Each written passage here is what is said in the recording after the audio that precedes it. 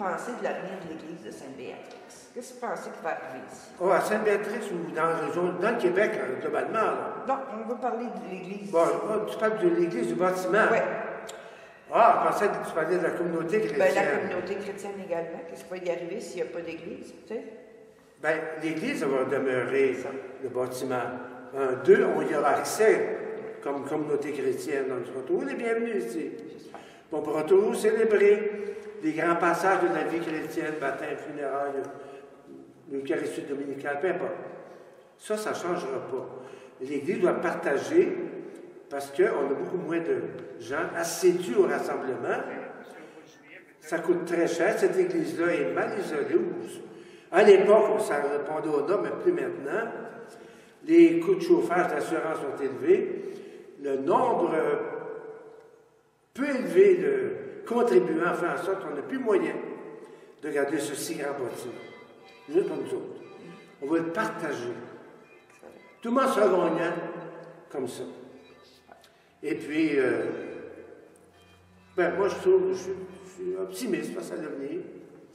Puis en même temps, au lieu de mettre beaucoup d'énergie sur le monétaire pour porter le bâtiment, on soit plus libéré pour la pastorale. Absolument. Pour l'évangélisation, c'est ça qui est important. C'est ça, fait que vous voyez facilement une fusion là, de tous les services possibles qu'il pourrait y avoir.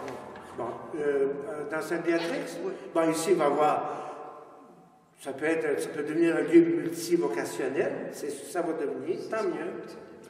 Et puis, la bibliothèque sera ici, puis au moins, ça sera un lieu culturel et culturel, et communautaire surtout, ça c'est bien important.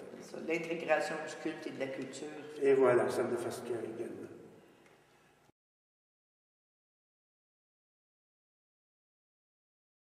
Moi, je me dis, la nouvelle évangélisation, si elle se fait, nous oserons la faire par les médias, comme Instagram, puis Facebook et compagnie. C'est pas trop. On y pense. Puis moi, j'ai envoyé, déjà quelques années, à l'Assemblée des évêques du Québec, un mémo là-dessus. Investissez là-dessus. Ça n'a pas été fait encore. Tu sais, produisez des œuvres, puis on les diffusera dans nos... Oui. Faisons-les autrement, pour que ça passe mieux. Oui.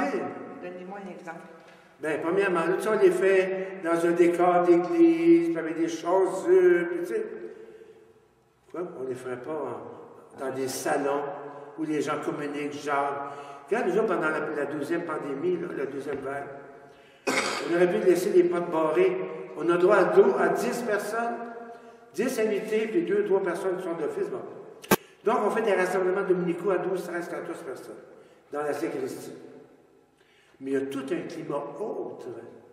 On se parle, et puis on est entre nous. Bien, si on célèbre de même entre nous, ça va être plus vivant.